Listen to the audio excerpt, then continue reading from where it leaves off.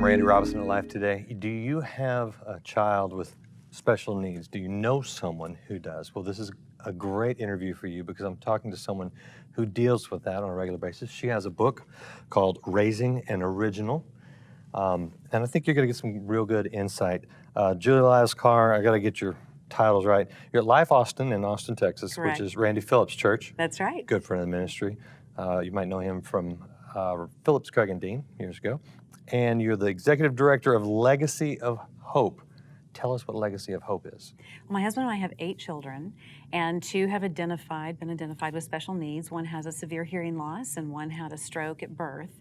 And through the experience of walking with both girls and what that means and the families you encounter and the financial impact of having a child with special needs, the emotional impact. You know, we have parents that divorce at almost a 90% rate if they have a child identified with special needs. So there was this whole world, this whole community that we just got launched into. And we were floundering at first, trying to find our way, trying to figure out what God was up to in all of this. But He was gracious and gave us our footing. And after a while, I began to realize, wow, I'm passionate about ministry, and I'm surrounded by a community that there are people who are amazing and powerful and strong advocates, and people who are at the beginning of their journey with their child who are really, really struggling. And it was such a blessing because a very dear friend of mine came along once Mike and I had been on this journey for a while with our kids and said, if you could do anything to impact this community, what would you do? And I just thought we were just chatting. And I said, I tell you what I would do. I said, I would start a nonprofit that would come along families who have children with special needs, and we would offer dance classes and performance opportunities and horseback riding and tutoring, and, just kind of kept going with it, Right. And this friend of mine was, okay, it's interesting. And about 2 months later, I'm sitting in Costco getting my tires changed, and I get this phone call, which essentially was, I got you your funding. Start your nonprofit. Oh, wow. Live your vision. I was completely blown away and jumped in just like, okay, Lord, what are we going to do here? Like, what does this mean? And so we just began to flesh out that vision. Initially, I thought a couple of the programs would be the ones that would grow the most quickly. The one that really has resonated and really caught speed is a program we call To Dance to Dream. And we offer dance classes to individuals with special needs, and then they have performance opportunities. They now go to competitions.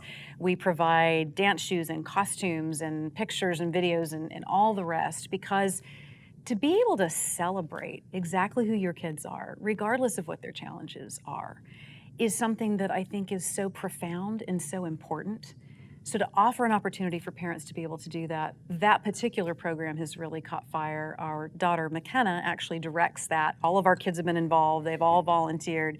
And we're now at multiple campuses across the Austin area, and then we're also now in the Nashville, Tennessee area. Oh, wow. So it's been really powerful. Okay, so you mentioned a couple of what we consider special needs with your children, but what, with the group that you work with, what's kind of the range of issues that they are impacted in a positive way by that kind of thing? Most gorgeous mosaic you can imagine. It is everything from kids with Downs to kids on the spectrum to children who might be medically fragile to children What does that mean? Meaning kids, there's actually a whole subgroup, and Mike and I found this absolutely amazing, mind-bending. There are families who their child is so rare in whatever their disorder is that they don't know any other families where a child has this condition. They feel isolated. So medically fragile can be anything from an identified special needs that the child needs to be on a GI tube or needs to have oxygen supplementation or things of that nature. All the way to these children that we've had in our program where they literally are the only one that doctors are aware of in the world. And we've seen these families also come together and support one another. Because, you draw a lot of community when you have a child who has this identified special need, and you find other parents who are dealing with that, and you swap information and who's the best neurologist and where did you go for hearing aids and those kinds of things. But there's a whole subgroup that they don't have that, and so they have bonded together as well. But being medically fragile can be anything within that scope. It can be children who are, cognitive typical or neurotypical in terms of cognitive function, but have, an interesting, odd medical disorder that maybe limits their mobility or something like that. So you're dealing with Everything. Yeah, everybody in Everything. the pool. Yeah. What if a parent has a child in whatever range of those different needs? What do you tell them to encourage them? In many ways, you still feel very unequipped. Now, it's not to minimize the challenges that my girls have, but we are dealing with hearing loss, for which we've been able to get a lot of help and a lot of technology. Sure. And my daughter Mason actually started college today, so she's had a lot of support along the way. My daughter Mercy, who had a stroke at birth, has some different physiological challenge, and so she has left side weakness. The stroke occurred on the right side of the brain, left side weakness. Mike and I often feel that we're in the shallow end of the pool because we're not dealing with the 24/7 care that goes into some of these kids. Sure. We're not dealing with some of the scares some of these parents have, like seizures out of nowhere and some of the various things that some of these amazing parents have walked through. So in many ways, I feel rather unqualified. Well, but you're working with them on a But regular basis. we're so, there. yeah. We're there, and in some ways, we're sort of fresh horses in a sense, Yeah. So what we often talk about with these parents, by way of encouragement, is we're going to provide a way to celebrate exactly who your kid is, be validated in exactly who your kid is, and we're here to celebrate and enjoy and love your child for exactly who they are. And God's given my daughter McKenna a really unique gift because she is really able to see these kids in all of their glory. Just doesn't even entertain, oh, is that so tragic? She's like, no, this is glorious. These kids are amazing. They're who God wants them to be. And so that's part of what I hope we bring to parents. And that's a very different message for some of them, to find people who celebrate and enjoy their kids. Yeah, is it? It is, because, we're scared of things that are different, right? I mean, it's messy. It doesn't line up sometimes with how neatly we would like our theology to go and how God does certain things. Yeah. It doesn't line up. And so it is, for a lot of these families, a very different message to have people who are inclusive and excited about their kids. I know with my wife and I, we have 4 kids, and we don't have any issues, thank God. Because we look at those situations and we think, man, how do people cope with it? I think the shortcoming on parents who don't have to deal with that is that we don't know how to relate to the parents who do have to deal with that. You just kind of sit back, you feel a little helpless because you don't relate. What should other people know?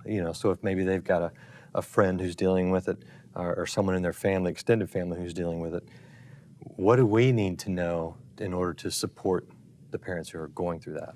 I think it's very normal to feel very reticent and somewhat drawn back, like, what? I don't want to say anything wrong. Right. So now I don't know what to say. Right. Yeah. So I think I'm just going to go over here. So I think that's a very normal response. But one thing that I think is critical for us within the church to understand and to know, Jesus sought out those who were differently abled. They were his people. That is who he went to. He went to the deaf, the blind, those who were compromised in terms of their ability to get around. He sought them out. And the reason he sought them out is because they were part of a culture that wanted to look the other way. Yeah. They were part of a culture that just kind of pushed aside. So if we love Jesus, we have a mandate. We've got to push beyond our discomfort because we have a mandate to do what Jesus would do, and he sought out those who were differently abled. What we've got to get our heads around as the church is parents who are raising children with special needs, particularly those that are very significant, require a lot of medical intervention, require a lot of therapy, children who act out in ways that make people uncomfortable. Sure. Those are some of the most isolated people. It's so hard for them to have anyone in their world. So how do you break that? How do you get into that world? I think part of it is looking in 2 ways. With a heart of compassion, that's important, but with also a heart of, all right, you're here, this is how God created you, what is your story? And how can I be part of that story? How can I celebrate your life? And for those parents to experience, and for those children to experience someone who's excited about them and what's going on in their world, is really profound. Another way I think we can break through it is to become extremely proactive in the promotion of special needs programs within the church. We have so many families who they come to church and then they have nowhere to go Yeah. because they have a child that acts out or Right. seems very, very different than the other kids or is really overwhelmed by the bubble machines and the video machines and on and Right. on. And we don't have protocols for what should happen next. We just really don't know what to do. Right. And so to be much more proactive in saying we want to be a place that is very inclusive. And hey, baby steps are fine. I mean, if it kind of freaks you out at first, that's okay. Like look at the difference. That's part of why with our program To Dance to Dream, my daughter and I said, okay, let's get them up there. Let's get them on stage. Let's have people, yes, there's a difference. Okay, now I can get over it and let's see the beauty of what's going on here. So I think for some of us, we need to make those baby steps, even if it is just, hey, I'll go be a buddy with this kid once a month through our church program. Okay. Just to kind of get your feet wet and begin to understand, begin to have those conversations. Yeah. Obviously, there are things we can do from a financial standpoint to help support families. There are things that we can do to celebrate. We can be part of different organizations. We can volunteer for part of these different organizations that are around, including ours. But I think it is to be very intentional because part of what happens is we make the differently abled population invisible in our discomfort. And they are a population who deserves to be very visible just as anyone is. Yeah, good stuff. Now, the book, Raising an Original, is that strictly about special needs, or is it something that can apply to every It is parent? not. It applies to every parent. And I do talk about our daughter's situation because there was something God taught me that was really important through that experience, which was really, if you back up a little bit, we all have special needs, and I am not trying to minimize the challenge that families go through, but Well, you deal with each kid differently. You got 8 kids, you know that. Absolutely. And so everybody has those areas. My kids who would, you would assume or you would think as neurotypical, 10 fingers, 10 toes, maybe they've got something in their character we need to be working on. Maybe they have a fear factor that we've got to press through. Right. All of those things impact our lives. And so sometimes we take that sigh of relief when the APGAR score is what we hoped and there's the, usual number of digits involved. But that doesn't always tell us the whole story. And so all of us have those needs in our lives that need to be recognized. What I really hope this book does for parents is to awaken that your kid should be different than this kid, who should be different than that kid, because that's how God designed us. And to really celebrate and embrace the differences. Because sometimes as parents, we get this cookie cutter mode going, and we think if our kid colors outside the lines, then maybe we're doing something wrong. Yeah. And maybe it's exactly who God designed that child to be the one who thinks outside of the box. Yeah. In raising the number of kids you have and raising the number of kids I have, you want a formula, right? Like you want something that's going to work for every single kid to be far more efficient. It doesn't. And I've laughed. Back in the day with some of our kids who are now in their adult years, I was really going to master the system. I was going to figure it out. And I had this chart that if you did this, then this would be the consequence. And if you did this, then this would be the consequence. And this, and here's the consequence. So one of my children, who's very deliberate and really weighs things, she looked at it and was like, oh, then I will never do these things because I would never want these consequences.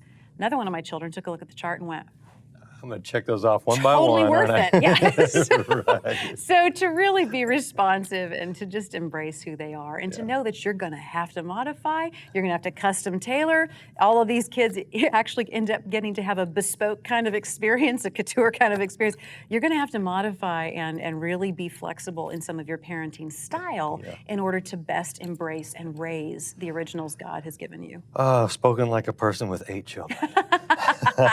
What's the best website if people want to find what you're doing and more about some of the programs you're involved in? Do you have a easiest place for y'all to go would be julielylescarr.com. Okay, perfect. And you'll find links there for Legacy of Hope and what's going on there. You'll find links for the book and things that we're doing in a ministry. That's a great hub that will send you out in all those ways. And on social media, Julie Lyles Carr, Twitter, Facebook, Instagram, all that good stuff. Perfect. Very good. Check all that stuff out, and you can hear more from Julie when she's on Life Today. That's available right now online at lifetoday.org. Hey, thanks for watching. I hope you enjoyed this video. Hit the subscribe button because we want to let you know about all the great videos from Life Today.